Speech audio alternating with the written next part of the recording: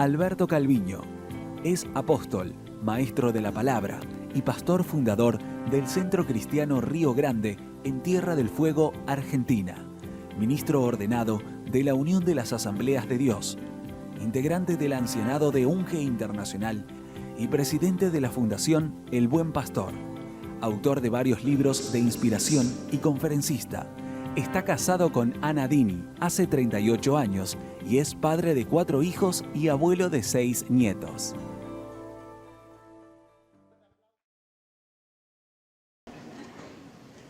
Qué buen tiempo que vamos a disfrutar. Yo tengo mucha expectativa de que vamos a disfrutar un lindo tiempo de comunión, encontrarnos con amigos, que por ahí no nos vemos tan seguido, a veces por Zoom, a veces en alguna actividad, pero encontrarnos aquí, disfrutar juntos y conocer a muchos otros hermanos, hermanas, pastores que están aquí. Así que agradecidos al Señor por este privilegio.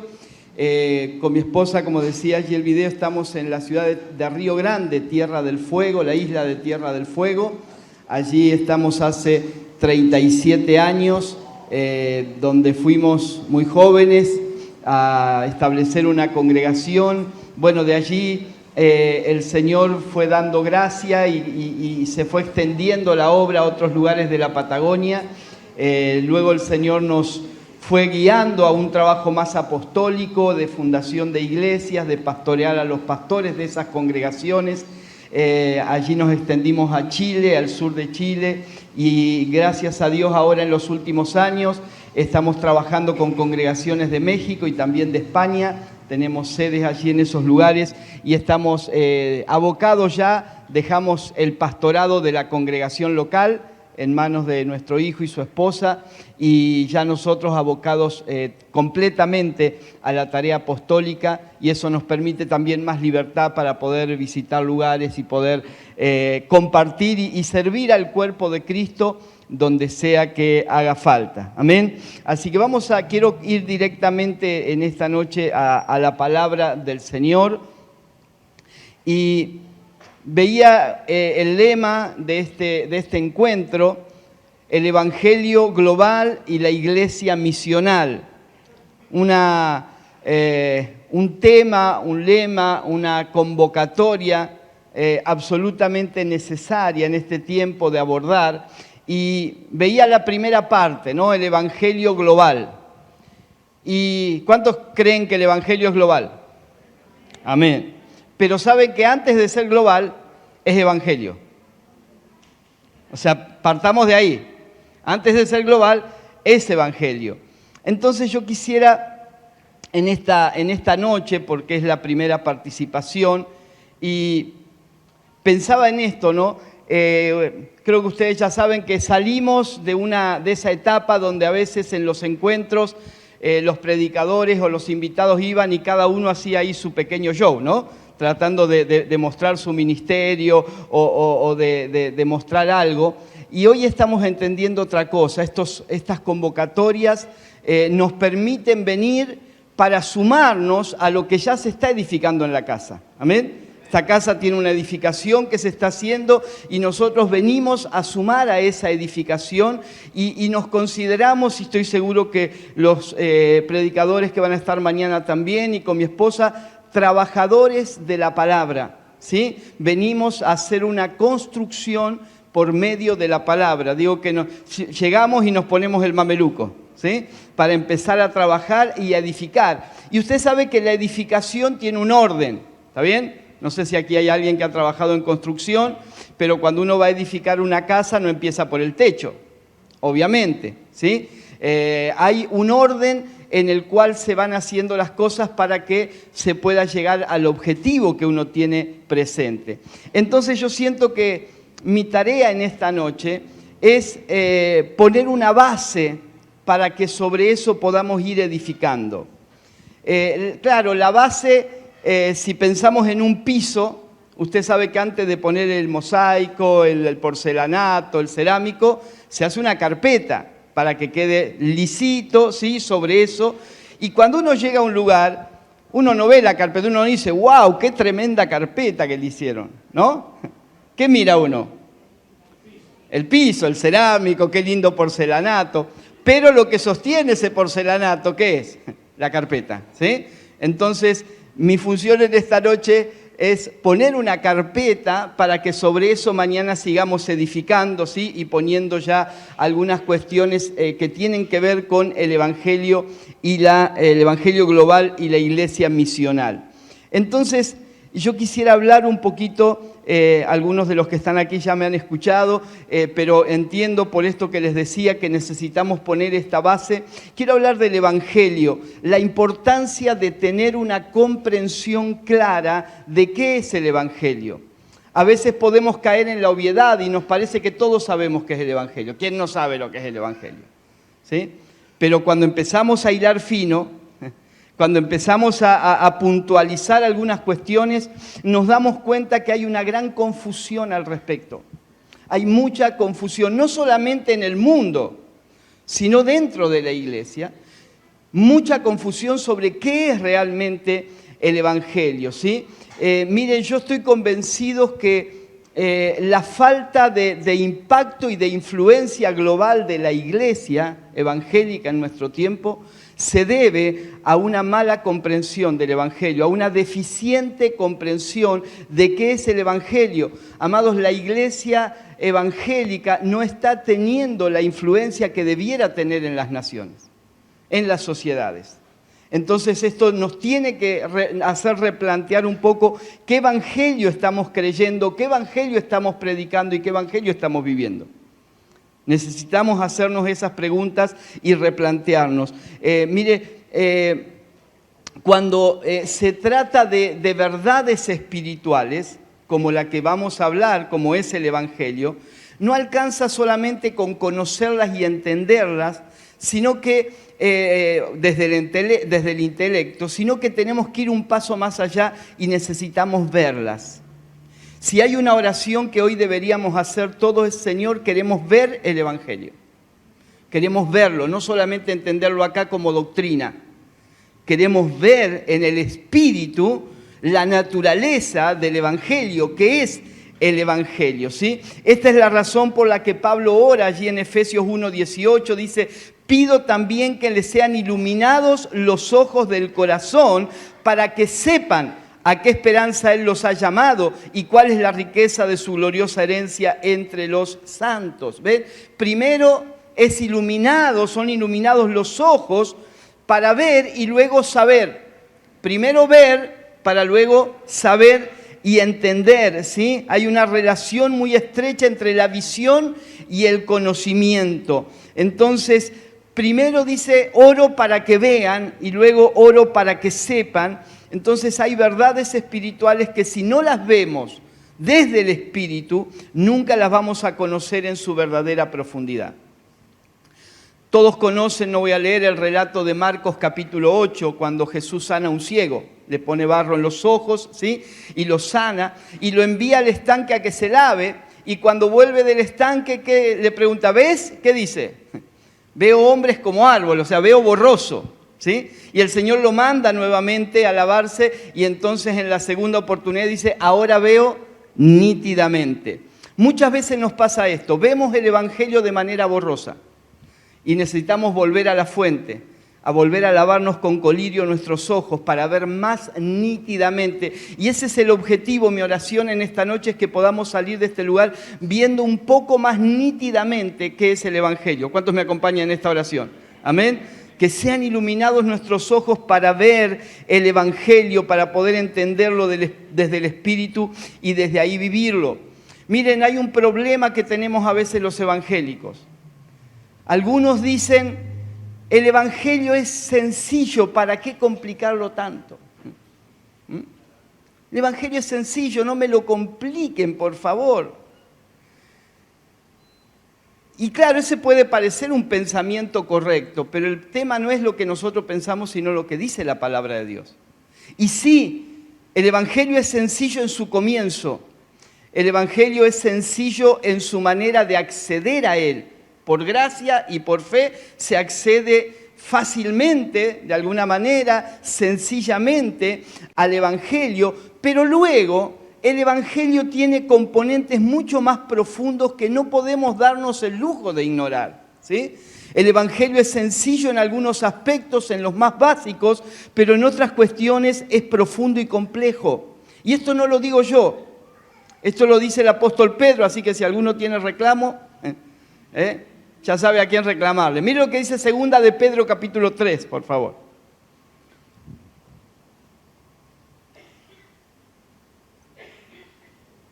Versículos 15 y 16. 2 Pedro 3, 15 y 16 dice: tengan presente que la paciencia de nuestro Señor significa salvación, tal como les escribió también nuestro querido hermano Pablo con la sabiduría que Dios le dio. En todas sus cartas se refiere a estos mismos temas que tienen que ver con la salvación, está diciendo. Hay en ellas algunos puntos difíciles de entender que los ignorantes e inconstantes tergiversan, como lo hacen también como las demás escrituras para su perdición. ¿Ven? Pedro reconoce que Pablo escribe difícil. Pedro reconoce que Pablo escribe cosas profundas. Pedro dice que hay puntos en todas sus cartas que son difíciles de entender, porque son profundos. ¿Y cuál es el problema? El problema es cuando los ignoramos. Por eso él dice ahí que los ignorantes, no en términos peyorativos, sino descriptivos, el que ignora esos puntos difíciles, los ignorantes, los que ignoran, los inconstantes, los que no tienen tiempo, porque están tan ocupados en la obra que no tienen tiempo de meterse en la palabra, tergiversan, pues la ignorancia nos lleva a tergiversar las cosas. Eso es lo que está diciendo el apóstol Pedro. Y luego 1 Corintios capítulo 2, allí hay otra cuestión que muchas veces se utiliza para tratar de menospreciar a veces la profundidad de la palabra, el estudio de la palabra. 1 Corintios 2:1 dice: yo mismo, hermanos, cuando fui a anunciarles el testimonio de Dios, no lo hice con gran elocuencia y sabiduría. Me propuse más bien, estando entre ustedes, no saber cosa alguna. Hago un alto acá. No es que Pablo no sabía, se propuso no saber, que es diferente. ¿Está bien? Una cosa es no saber y otra cosa es me propuse, dice, no saber. Porque era el inicio de la evangelización de ese lugar. Excepto de Jesucristo y de este crucificado, el mensaje básico y sencillo del evangelio. Es más, me presenté ante ustedes con tanta debilidad que temblaba de miedo. No les hablé ni les prediqué con palabras sabias y elocuentes, sino con demostración del poder y del Espíritu. ¿Para qué? Para que la fe de ustedes no dependiera de la sabiduría humana, sino del poder de Dios. Hasta acá una cuestión. Inicio de la obra, mensaje sencillo. Pablo se propone no saber otra cosa y da un mensaje muy básico sobre Jesucristo y sobre la cruz. Pero el 6, y muchos leen hasta ahí, ¿no? Dicen, ven, Pablo no iba ya más profundo, sino sencillo, un mensaje sencillo, demostración del Espíritu, de poder y nada más. Pero él sigue el texto y el 6 dice, en cambio, y acá cambia, cuando dice en cambio cambia, esto es muy profundo, ¿no? Cambia la cuestión. Entonces dice, en cambio, hablamos con sabiduría. Antes dice, no usé palabras de sabiduría. En cambio, hablamos con sabiduría entre los que han alcanzado madurez. O sea, a los niños, ¿cómo les hablamos? Sencillito. M-A, ma. M-A, ma. Todo junto, mamá. ¿Sí? A los niños le hablamos sencillito. Ahora, a los que han alcanzado madurez, con ellos sí hablamos sabidurías, cambia el idioma, cambia la forma, ¿sí?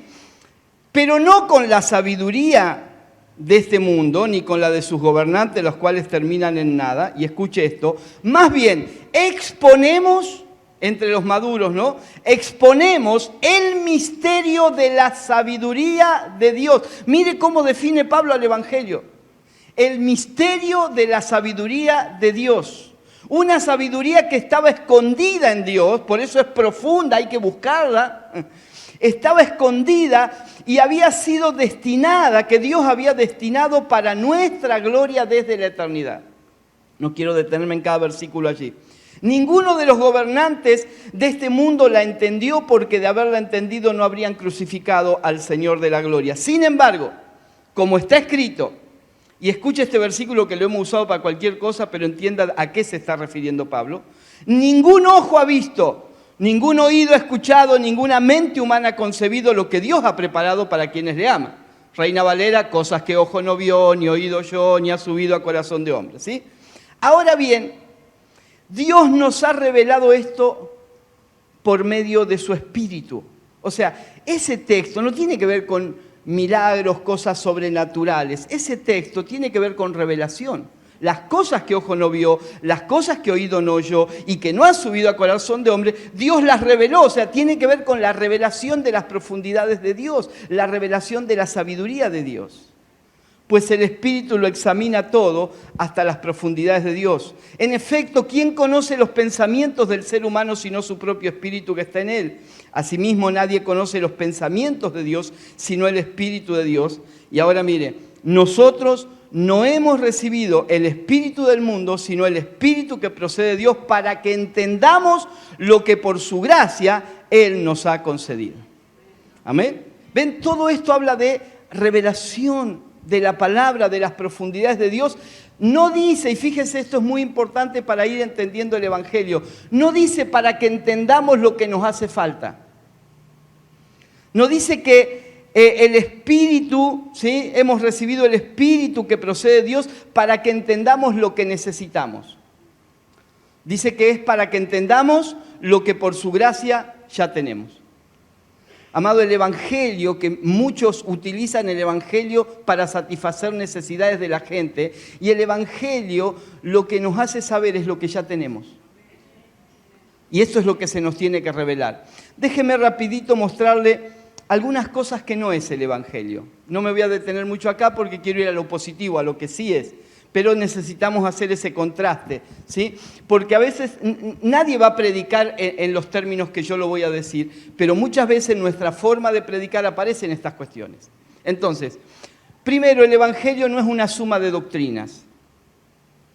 El Evangelio incluye doctrinas, incluye algunas cosas que creemos con respecto a Dios, con respecto a la salvación y a muchas otras cuestiones, pero no podemos definir el Evangelio en doctrinas. Porque hay mucha gente que tiene doctrina pero no tiene evangelio. Hay mucha gente que tiene su teología pero nunca conoció el evangelio. Entonces no se trata solamente de una suma de doctrinas. Evangelio no es sinónimo de iglesia evangélica. La iglesia evangélica es una institución, pertenecemos a ella y no renegamos de eso, obviamente, pero evangelio es otra cosa. Evangelio pertenece a otra naturaleza. No es creación del hombre. El Evangelio, ¿sí?, es eterno. ¿Amén? Evangelio no se reduce a actividades eclesiásticas. Por supuesto que hacemos actividades, este evento es una actividad, son necesarias, las utilizamos para el crecimiento, para el desarrollo, pero no podemos reducir el Evangelio a actividades eclesiásticas. Porque hago cosas para el Señor, porque participo de actividades, estoy viviendo el Evangelio. No siempre es así, porque son cosas diferentes. El Evangelio no es una religión entre muchas, no es la más mejor. El Evangelio pertenece a otra naturaleza, no hay punto de comparación. El Evangelio no es para simpatizantes.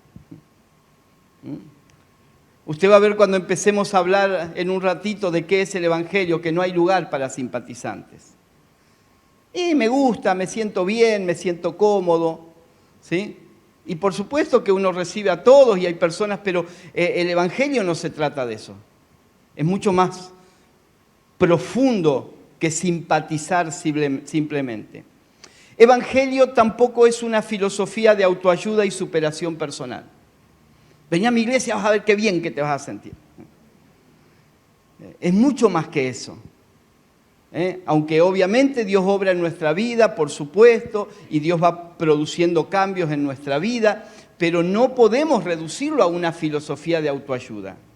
A veces yo escucho algunos mensajes evangelístico y no difieren mucho de lo que enseñan los que enseñan otras cuestiones de meditación, de autoayuda, que nada tienen que ver con el Señor, pero los principios a veces son los mismos. Las aplicaciones son las mismas, porque no entendemos la diferencia. Evangelio no es una fuente para obtener una vida cómoda y placentera. No es esa la finalidad. Puede producir eso en algunos casos, en otros vamos a ver que no, pero no es esa la finalidad del Evangelio. Evangelio no es un pare de sufrir. Claro, nosotros tratamos de separarlos, ¿no? Cuando dice, ustedes son los vivos, no tenemos nada que ver, pero seamos honestos, ¿cuánta predicación del Evangelio apunta a eso? ¿Cuánta predicación del Evangelio apunta a un pare de sufrir? Aunque no ponemos el cartelito. Evangelio no es un pasatiempo de fines de semana ni un hobby. Un hobby es algo que hacemos cuando tenemos tiempo, porque nos gusta, ¿sí? Para distraernos. Bueno, nada de eso tiene que ver con el Evangelio. Y el Evangelio no es un jarabe que es desagradable pero te hace bien. Entonces hay gente que no le gusta venir a las reuniones pero viene. Hay gente que no quiere leer la Biblia pero la lee porque sabe que le hace bien. No quiere orar pero ora religiosamente. Si no quiere orar y ora religiosamente porque le dijeron que le hace bien. No es un jarabe. ¿Vieron que a los chicos? No me gusta más. Tomá lo que te hace bien. Eso no es evangelio, por favor. No podemos reducir a eso. Entonces, habiendo visto un poco por arriba estas cuestiones de lo que no es el evangelio, sí yo quiero que trabajemos un poquito en esta noche sobre algunas cuestiones, no sé cuánto nos va a dar el tiempo, pero algunas cuestiones de lo que sí es el evangelio, según lo que encuentro en la palabra. Mire, yo encontré más de 30 expresiones, no las vamos a hablar aquí hoy, ¿no? Más de 30 expresiones en la palabra de Dios que definen y describen qué sí es el Evangelio. Pero vamos con la primera, y es primera porque entiendo que esta cuestión, este punto que vamos a hablar, es un principio rector para todos los demás. Es el primero que tenemos que entender, la primera cuestión de esencia que tenemos que entender con respecto al Evangelio para después avanzar en otras cuestiones. Lo primero que tenemos que saber, amados, es que el Evangelio es una causa. Diga conmigo, el Evangelio es una causa. ¿Qué significa esto? Mire, vamos a leer Marcos 8, 34 y 35, por favor. Entonces llamó a la multitud y a sus discípulos. Si alguien quiere ser mi discípulo, le dijo, que se niegue a sí mismo, que lleve su cruz y me siga. Porque el que quiera salvar su vida la perderá, pero el que pierda su vida por mi causa y por el Evangelio la salvará. Jesús dice que el que pierda su vida por la causa del Evangelio, por mi causa, dice Jesús, que es la causa del Evangelio, y por el Evangelio la salvará. El Evangelio exige perder la vida. El problema es que a veces se predica un Evangelio que nos ofrece salvar lo que debemos perder, que es nuestra vida. Salvar en términos temporales, digo, ¿no? Porque obviamente que el Evangelio es salvación en términos eternos.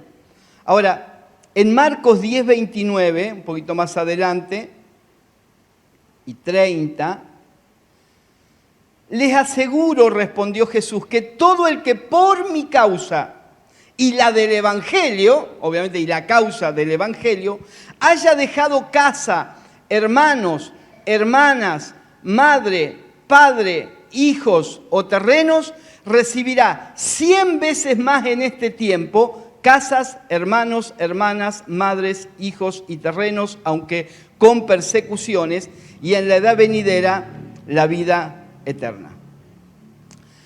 Ambos textos nos hablan de que el Evangelio es una causa. Todo el que por mi causa haya dejado. Y a veces tomamos esto y decimos, bueno, si dejaste algo por el Señor, Dios te va a dar 100 veces más. Hay un peligro acá si queremos interpretar literalmente esto. Porque, por ejemplo, si dejo una casa, Dios me puede dar 100 casas. No lo conocí todavía el que las recibió, pero podría ser, ¿sí o no? Dios puede dar 100 casas, ¿está bien? Pero, ¿y hermanos? Bueno, decimos, somos los hermanos de la fe. O sea, el Señor nos da hermanos, ¿sí? Ahora, 100 madres, 100 padres.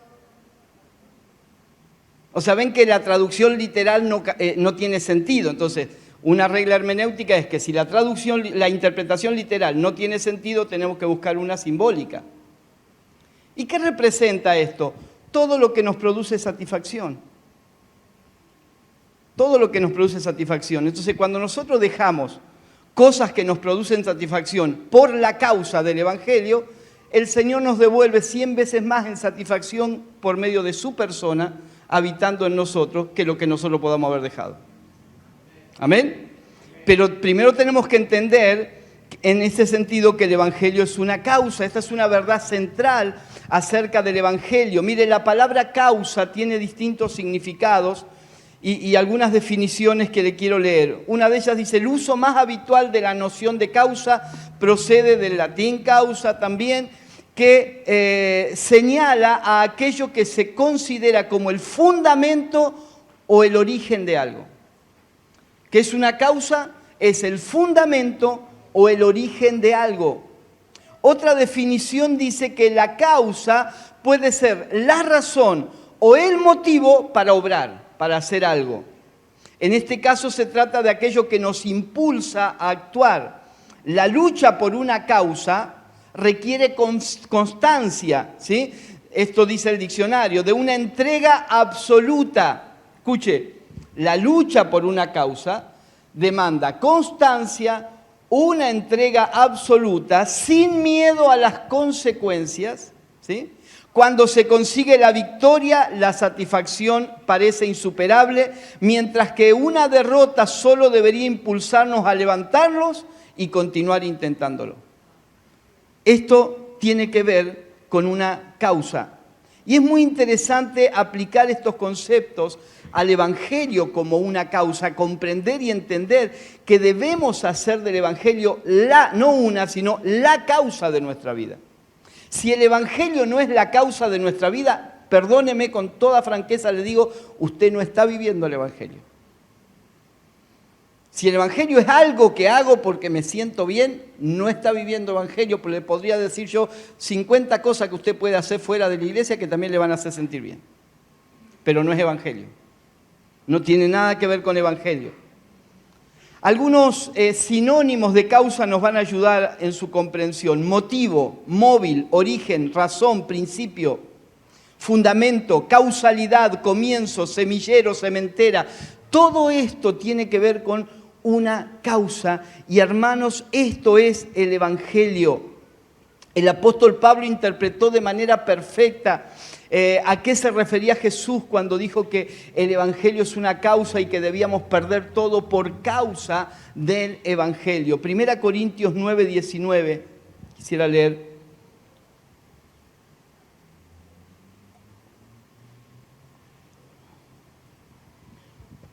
Aunque soy libre respecto a todos, de todos me he hecho esclavo para ganar a tantos como sea posible.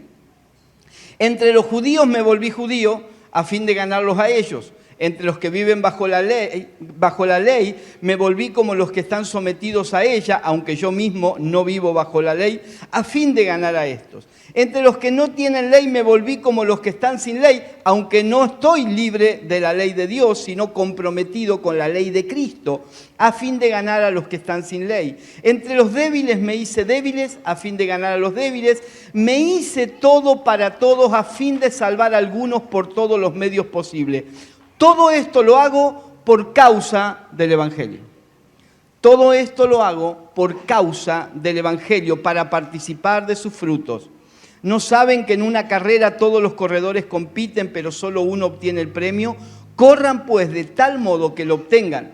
Todos los deportistas se entrenan con mucha disciplina. Ellos lo hacen para obtener un premio que se echa a perder. Nosotros, en cambio, por uno que dura para siempre. Así que yo no corro como quien no tiene meta.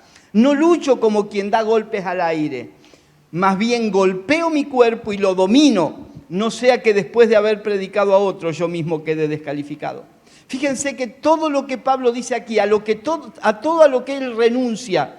Dice, estuve con los judíos y me adapté a ellos. Estuve con los gentiles y me adapté a ellos. Estuve con los débiles. No es que voy a hacer lo mismo que hacen ellos, sino que me identifico con ellos. ¿Por qué? Porque el objetivo es ganar a cuanto sea posible y todo lo hago por la causa del Evangelio. Porque el Evangelio es una causa.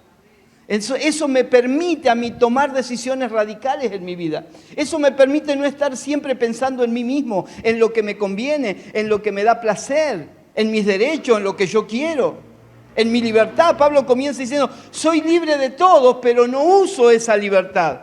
La libertad me permite dejarla a un lado muchas veces, ¿para qué? Para ganar a otros. Y esto es entendiendo que el Evangelio es una causa. Filemón 1:13. Filemón 1:13. Yo hubiera querido retenerlo para que me sirviera en tu lugar mientras estoy preso por causa del Evangelio. ¿Ven? Pablo dice, estoy preso. Y fíjese qué interesante, bueno, dice, estoy preso porque el emperador, y hermano, vamos en todas las redes sociales a hacer una protesta con el emperador para que me libere. No, Pablo no está en ese negocio. Pablo dice, estoy preso por causa del Evangelio, no por el emperador, porque tengo una causa. Y si esa causa, ser fiel a esa causa me lleva a la cárcel, no hay problema con la cárcel. El tema es que el Evangelio nunca deje de ser una causa. Hermanos, comienzo con esto porque si no entendemos esto, nunca entenderemos lo global. Nunca podremos pasar a la otra palabra. El Evangelio global, la iglesia misional. Nunca el Evangelio se extendió y creció con gente tibia.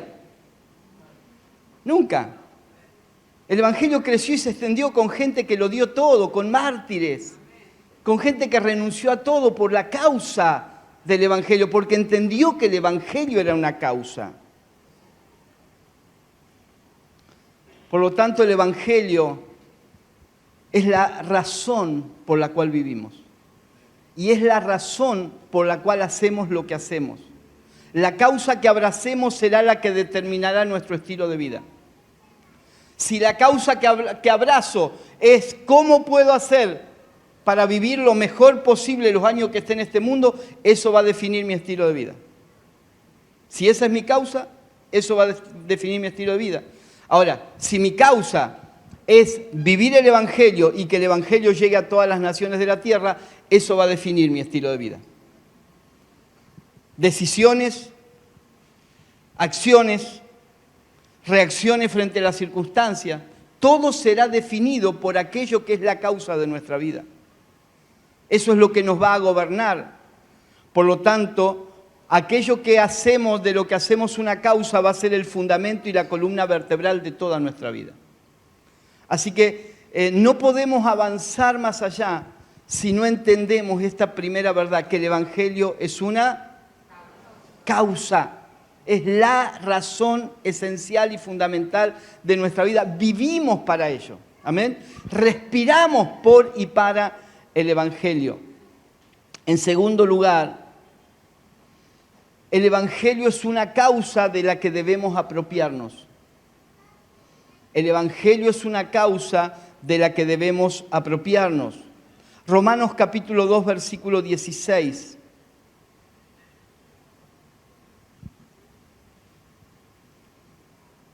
Así sucederá el día en que por medio de Jesucristo Dios juzgará los secretos de toda persona como lo declara mi Evangelio. Wow. Usted sabe que Pablo, en sus distintas cartas, especialmente en el comienzo de Romanos, pero en otras también, Pablo le da distintos nombres al Evangelio. Entonces Pablo habla del Evangelio de Dios, habla del Evangelio de su Hijo, ¿sí? Y ahora Pablo usa esta expresión, mi evangelio. Ahora, cuando él dice mi evangelio, no es por una apropiación de una interpretación privada del evangelio. Cuando digo que debemos apropiarnos del evangelio, no es que el evangelio es mío y es como yo lo digo y si no, no sirve. No, no, no. Se trata de que hacemos del evangelio y de esa causa nuestra vida. Amén. Nos apropiamos de la esencia del evangelio y no solamente, más que el hecho de que nosotros nos apropiemos, el evangelio se apropia de nosotros. El evangelio se apodera de nosotros. Por eso Pablo usa esta expresión y dice, mi evangelio, él lo había hecho suyo. Hermanos, el evangelio había absorbido la vida de Pablo de tal manera que no lo podía considerar como algo externo a él, sino como una parte vital de su vida. No es, bueno, yo sigo el evangelio, ¿sí? Yo participo del evangelio. Pablo va mucho más allá y dice, no, el evangelio es mi evangelio, se apoderó de mi vida. El evangelio y yo somos una sola cosa, no lo puedo separar. No es algo que hago los fines de semana, es la vida. ¿Amén? Es la vida.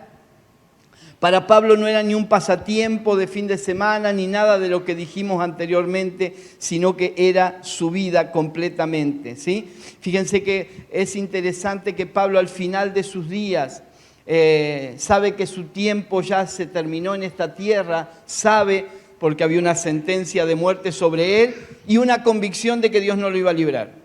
Así como en otros momentos tuvo convicción de que Dios lo iba a librar, ahora Pablo sabe que le llega la hora de la muerte y ni siquiera pide que oren para que Dios lo libre, porque él entendió por revelación de Dios que era su tiempo y le dice a Timoteo, el tiempo de mi partida está cerca, ¿sí? Y entonces la evaluación ya al final de sus días, sabiendo que le quedaba poco tiempo, que la muerte venía sobre él, la evaluación que él hace sobre su vida está completamente supeditada al Evangelio, a la causa del Evangelio, ¿sí? Es allí donde él manifiesta, he peleado la buena batalla, he acabado la carrera, he guardado la fe.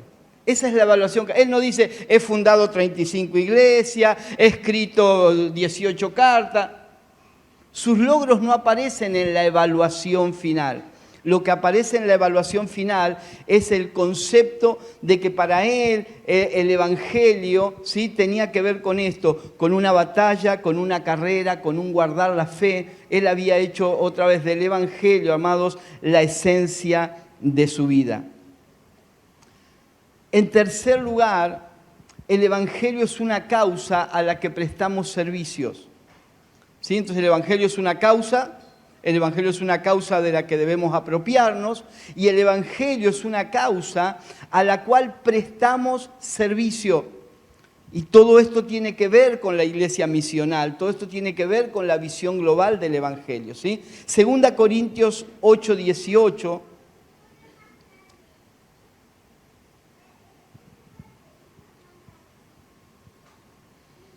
Ve, como le dije al principio, tener un mensaje para usted diga, amén, gloria a Dios, se pare la silla. No. Esto es para que entendamos de qué estamos hablando, ¿sí? Para que entendamos y podamos tener una base sobre la cual después poder seguir edificando. 2 Corintios 8:18. Junto con él, está hablando de Tito, enviamos al hermano que se ha ganado el reconocimiento de todas las iglesias por los servicios prestados al Evangelio.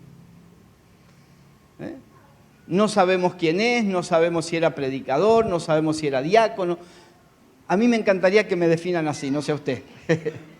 Antes que apóstol, el hermano dice que se ha ganado el reconocimiento de todas las iglesias, ni el nombre sabemos, por los servicios prestados al Evangelio. Ni siquiera dice a la iglesia, ni a Pablo, ni a la congregación de tal lugar, sino los servicios prestados ¿a quién? Al Evangelio, al Evangelio. Filipenses 2:22.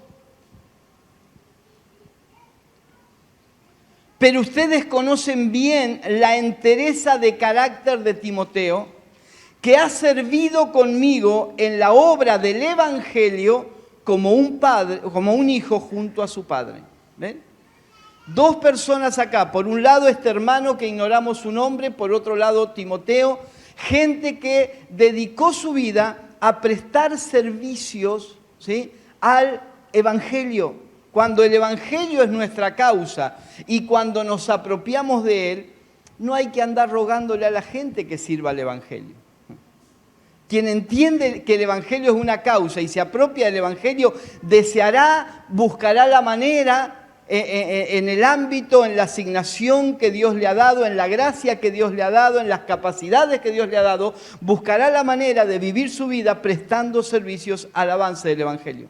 Prestando servicios al Evangelio. Entonces, cuando entendemos el Evangelio, ¿sí?, y cuando entendemos que el fin del Evangelio es que éste avance y siga avanzando, ya ha avanzado sobre el mundo entero. Miren, algo glorioso del Evangelio, empezó muy pequeño, empezó en una ciudad, empezó en Jerusalén, de manera casi incipiente, empezó bajo persecución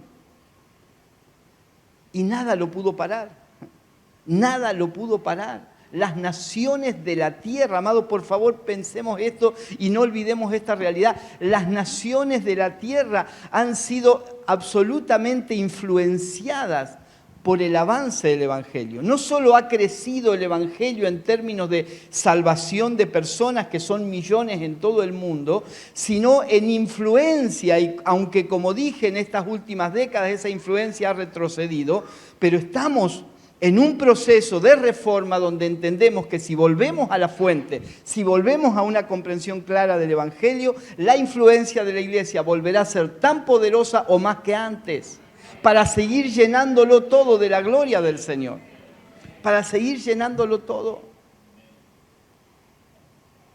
Anoche hablábamos, compartía una palabra allí en Santa Clara del Mar, ahí cerca de Mar del Plata, y hablábamos de un texto de Isaías donde habla de la gloria del Señor. Preparen el camino, allanen, ¿no?, la calzada, y se manifestará la gloria del Señor y la verá toda la humanidad.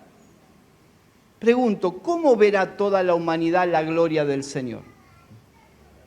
A través de la iglesia. Una iglesia que hace avanzar el Evangelio. Donde el Evangelio avanza hay manifestación de la gloria de Dios, porque la gloria de Dios es el Hijo. No es una nube. No es algo que aparece en un ratito y después desaparece. No, no, no, eso era antes, en el Antiguo Pacto. En nuestro tiempo, ¿sí?, la gloria de Dios es el Hijo. Vimos su gloria, dicen los apóstoles, lleno de gracia y de verdad. Él es la imagen del Dios invisible, esa es la gloria de Dios. Y esa gloria es la gloria que portamos todos los hijos de Dios. Entonces, cuando el Evangelio avanza en las naciones, lo que las naciones ven es la gloria de Dios. Y entonces toda la tierra será llena de la gloria de Dios mediante el avance del Evangelio. Ahora, para que esto suceda, tiene que haber gente que sirva al Evangelio. Tiene que haber gente que se dedique a vivir por y para el Evangelio. Esto no significa que tengo que dejar mis actividades para venir a estar todo el día acá, porque acá adentro no cambiamos a nadie.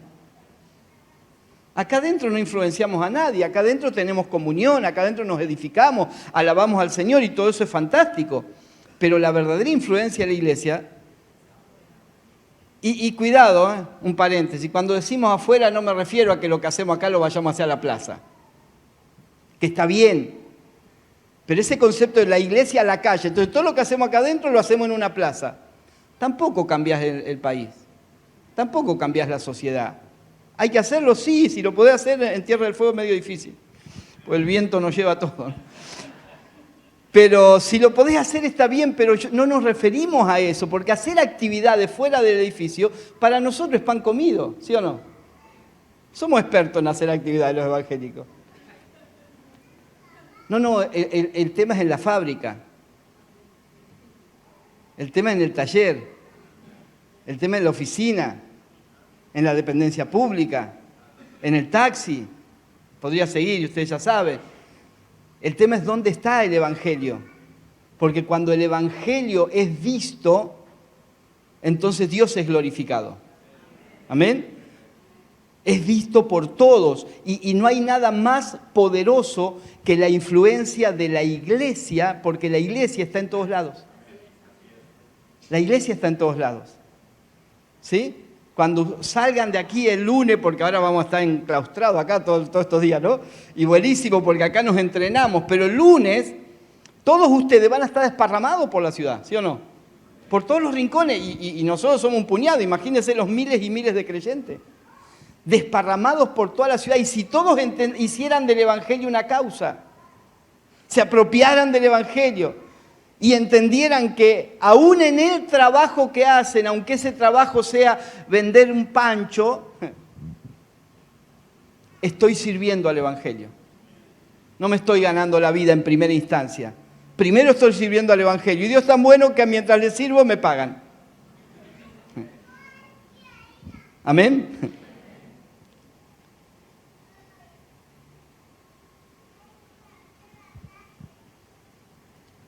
Es un cambio de entendimiento, amados. Lamentablemente, mucho del Evangelio, no todo por supuesto, pero mucho del Evangelio que hoy se predica, pareciera más que el Evangelio está a nuestro servicio que nosotros al servicio del Evangelio. Mucho de lo que se presenta como Evangelio es un Evangelio que viene a solucionarme todos los problemas.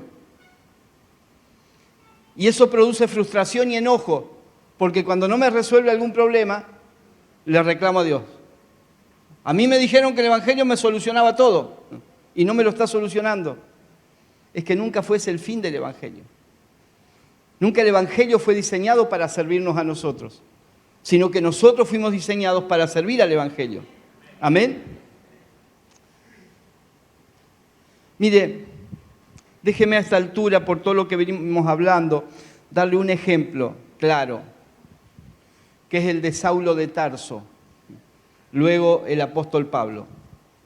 ¿Usted cree que el Evangelio le llegó a Pablo para solucionarle la vida? Mire, voy a decir algo fuerte. ¿Me permite, pastor? ¿Sí? Entiéndalo, desde el lado humano, los que vemos eternidad vemos otra cosa, por supuesto, pero desde el lado humano, el Evangelio a Saulo le arruinó la vida.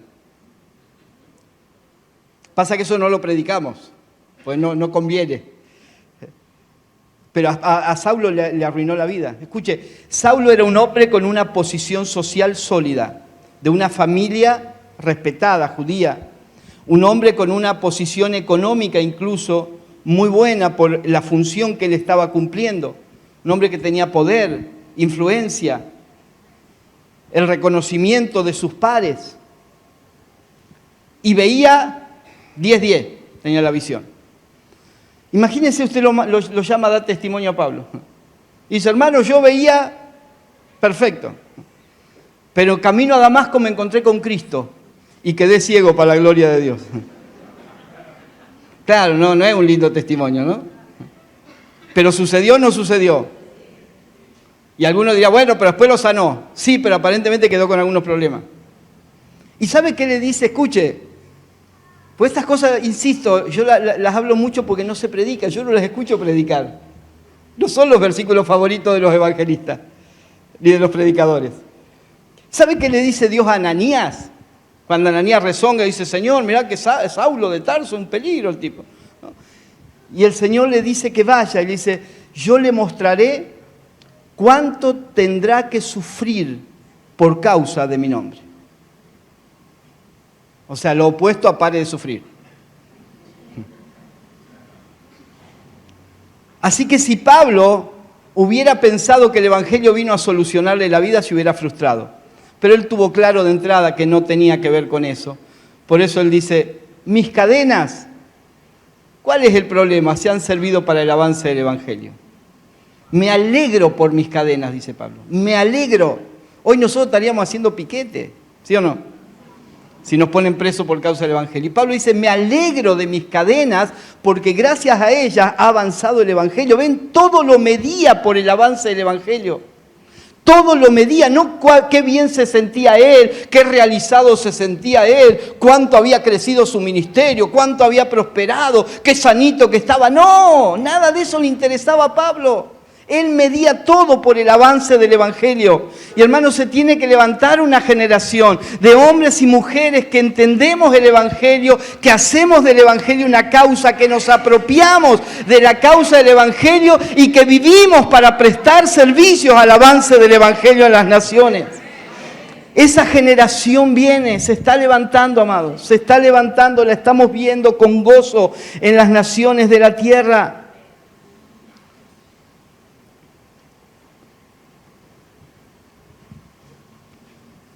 Necesitamos entender que servimos al Evangelio.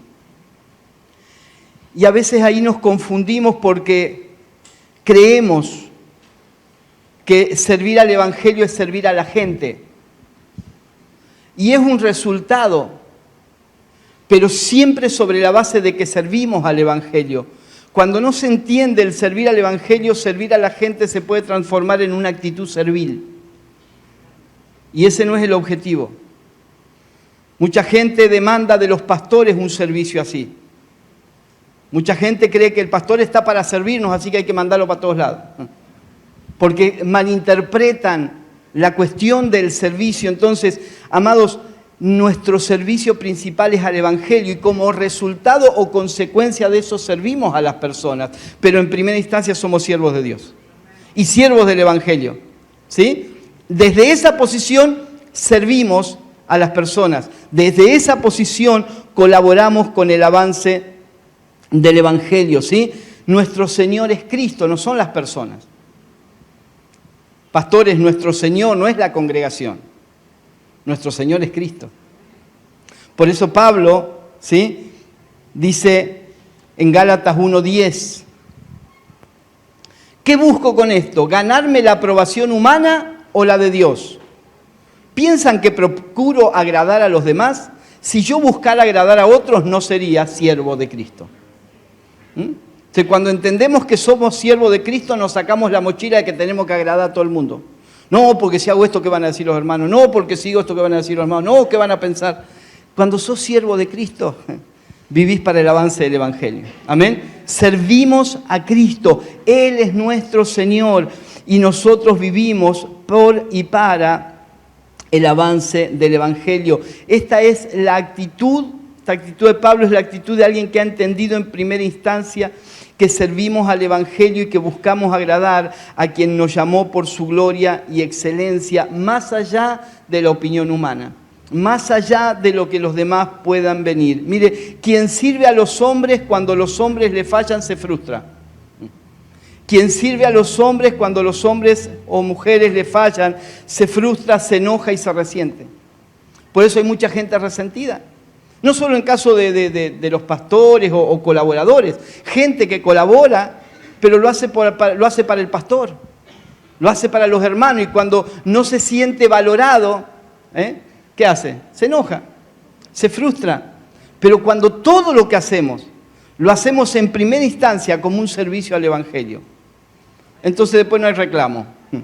No esperamos la aprobación humana, no esperamos el aplauso, no esperamos que nos reconozcan. Simplemente entendemos cuál es la voluntad de Dios y conforme a esa voluntad servimos al Evangelio. Y amados, esa es la forma que el Evangelio crece. Ha crecido en la historia. Lea la historia de la iglesia y usted va a encontrar esto por todos lados. No hay otro método. No hay otro método. No se trata de métodos de crecimiento y de que este método y aquel otro método y si haces así, si seguís los 10 pasos. No, nunca se trató de eso. El Evangelio siempre se trató de gente que sirvió al Evangelio. Y de esa manera el Evangelio avanzó, de esa manera el Evangelio creció, el Evangelio ha sido imparable. Usted sabe, no voy a dedicar tiempo a contar historias de la iglesia, de cuántas veces se ha intentado frenar el avance del Evangelio. Con persecuciones, con desacreditación. De todas maneras, el enemigo siempre trató de frenar el avance del Evangelio, siempre. Jamás pudo, ni podrá. ¿Se imagina usted? Por favor, yo les pido, yo sé que esto superficialmente lo sabemos, pero tiene que calar muy profundo en esto.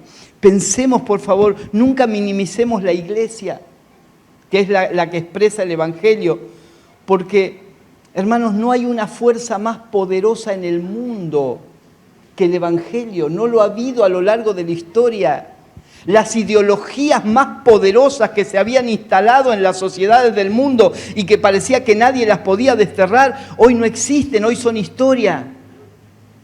Sistemas de gobierno, personas, líderes mundiales que se establecieron y que alguien habrá pensado, esto no termina nunca más. ¿Quién va a acabar con esto si está dominando el mundo? Hoy es historia, pero la iglesia no es historia. El Evangelio no es historia, es realidad. Y así como ha crecido hasta ahora, seguirá creciendo. Pero tenemos que recuperar su esencia. Y cuando digo creciendo el Evangelio no me refiero a mega iglesias o a muchas iglesias. Aunque todo eso puede venir y no tenemos problema con eso. Pero cuando hablamos de crecimiento del Evangelio, hablamos de crecimiento de gente que ha hecho del Evangelio la causa de su vida. Y cuando eso se desparrama en la sociedad, eso es levadura que modifica sustancialmente toda la masa. Modifica de manera total a toda la masa. Hermanos, quien sirve al Evangelio nunca verá su servicio condicionado por los errores humanos. Nunca va a existir, no, yo servía, pero nadie me agradecía, la verdad que no sirvo más. No existe. Cuando servís al Evangelio no existe. No existe ese pensamiento, no existe esa mentalidad. Podemos cansarnos de servir a los hombres, pero nunca nos cansaremos de servir al Evangelio. Quiero terminar acá. Hay mucho, como le dije, para hablar acerca de qué es el Evangelio, pero quisiera cerrar aquí con estos conceptos, habiendo visto qué no es el Evangelio y qué es el Evangelio. El Evangelio es una causa, amados. Insisto en esto. No es algo que hacemos los fines de semana porque nos hace sentir bien. El Evangelio es una causa que abrazamos. Pablo dice, lo he perdido todo. No dice, lo he ganado todo. Lo he perdido todo por la causa del Evangelio. O sea, cuando el Evangelio es una causa, no le ponemos un límite a Dios. Mirá, contá conmigo, Señor, hasta acá. Cuando hay un límite no es una causa. Ahora, cuando es una causa, la entrega es total. Hoy cantábamos, rindo todo. Y eso no puede ser una canción nada más. Eso sí que es una realidad. Se tiene que vivir todos los días, cada día, en cada lugar. Podemos cansarnos de servir a los hombres, pero nunca nos cansaremos de servir al Evangelio. El Evangelio es una causa de la que nos apropiamos, la hacemos nuestra, esa es la razón de nuestra vida, esa es la causa de nuestra vida. En el lugar que me toque, si mi lugar es estar en mi hogar, allí estoy viviendo el Evangelio en mi hogar como la causa de mi vida. Si mi lugar es trabajar en otro ámbito que no sea el hogar, en una fábrica, como dije, en un comercio o el ámbito que sea, ¿sí? Allí hago del Evangelio la causa de mi vida. Y si mi lugar de trabajo es el ámbito eclesiástico, también allí hago del Evangelio la causa de mi vida. Y hacemos y servimos, nos transformamos en servidores del Evangelio. Nunca más esperaremos que el Evangelio esté a nuestro servicio, porque a partir de ahora en adelante nosotros estamos al servicio del Evangelio para decirle, Señor, donde quieras, cuando quieras, como quieras, aquí estoy. ¿Cuántos pueden decir eso? Póngase de pie en esta noche, vamos a orar al Señor un momento.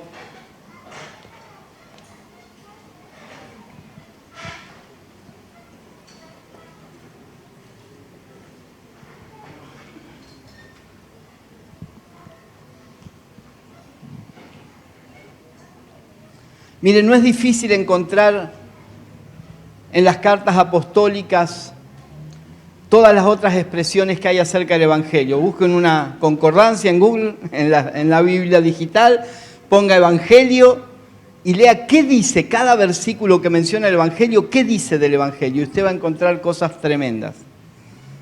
Probablemente hablemos alguna más en estos días, pero va a encontrar allí revelaciones impresionantes que están allí. Hay que buscarlas nada más y encontrarlas en la palabra acerca de qué es el Evangelio. Necesitamos recuperar el Evangelio. ¿Ven? Iglesia evangélica tenemos un montón y está bien, Pero lo que necesitamos recuperar es el Evangelio. El Evangelio de Cristo. El Evangelio que está expresado en la palabra de Dios. Un Evangelio sin aditivo. Un Evangelio no manoseado. Un Evangelio puro. Un Evangelio que no ha perdido su poder. Porque cuando le agregamos tantas cosas, le restamos poder. Pierde influencia. Además, una de mis oraciones al Señor es que la iglesia recobre la influencia que ha tenido en otros tiempos sobre la historia de la humanidad. Y todo está, ya ha sido provisto en la cruz. Pablo oraba y leíamos hoy para que sepamos todo lo que se nos ha concedido. Hermanos, todo lo que necesitamos para que el Evangelio dé vuelta al mundo y lo trastorne y lo ponga patas para arriba, lo tenemos. El tema es que se nos revele. El tema es que lo creamos, que nos apropiemos y que nos dediquemos a servir. Señor, te bendecimos en esta noche, te damos gracias por este glorioso Evangelio que nos ha alcanzado. No fuimos nosotros los que lo buscamos, Señor, tu Evangelio nos alcanzó. Tu Evangelio nos conquistó, nos sedujo, nos venció. Pero ahora necesitamos que ese Evangelio, Señor, se nos revele en una mayor profundidad. Que ese Evangelio se nos revele en una dimensión que hasta ahora no lo hemos visto. Oramos, Señor, para que pongas colirio en nuestros ojos, de tal modo que lo podamos ver, no solo entender en nuestro intelecto, sino que lo podamos ver desde el Espíritu, que podamos ver la naturaleza del Evangelio, que podamos ver la influencia del Evangelio, que podamos ver el poder del Evangelio manifestado por medio de una iglesia diseminada en cada rincón de la tierra, haciendo del Evangelio la causa de nuestra vida, el germen, la razón, el inicio y el fin de nuestra vida, apropiándonos, diciendo como Pablo, mi Evangelio es mi vida y se ha apropiado de mí, me ha absorbido en todos los sentidos posibles. Y ya no vivo yo, Cristo vive en mí. El Evangelio vive en mí.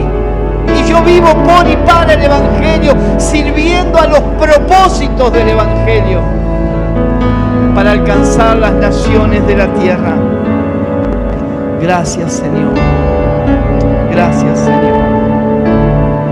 Amén. Amén.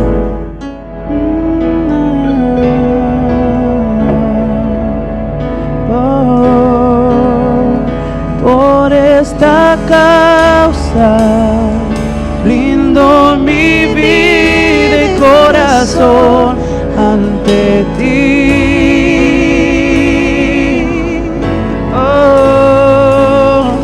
Por esta causa rindo mi vida y corazón ante ti.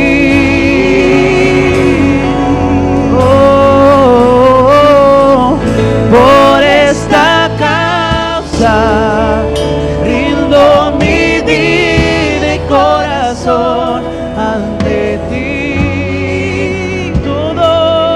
Todo, por esta causa rindo mi vida y corazón ante ti.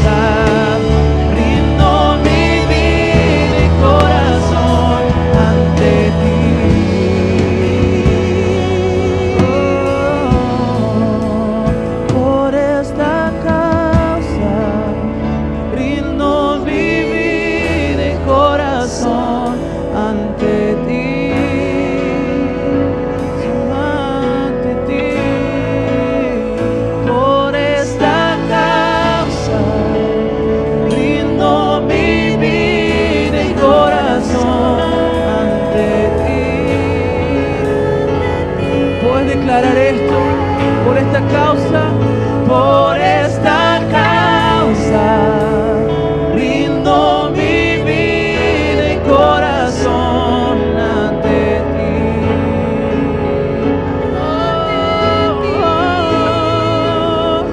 Por esta causa rindo mi vida y corazón ante ti.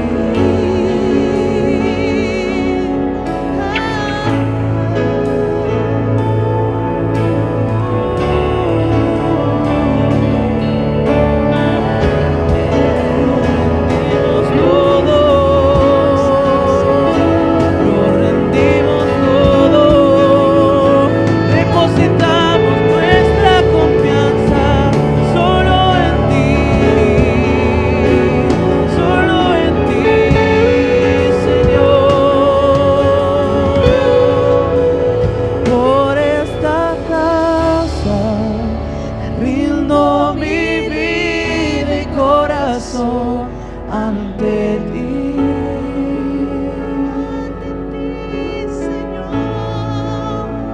Por esa causa rindo mi vida y corazón ante ti.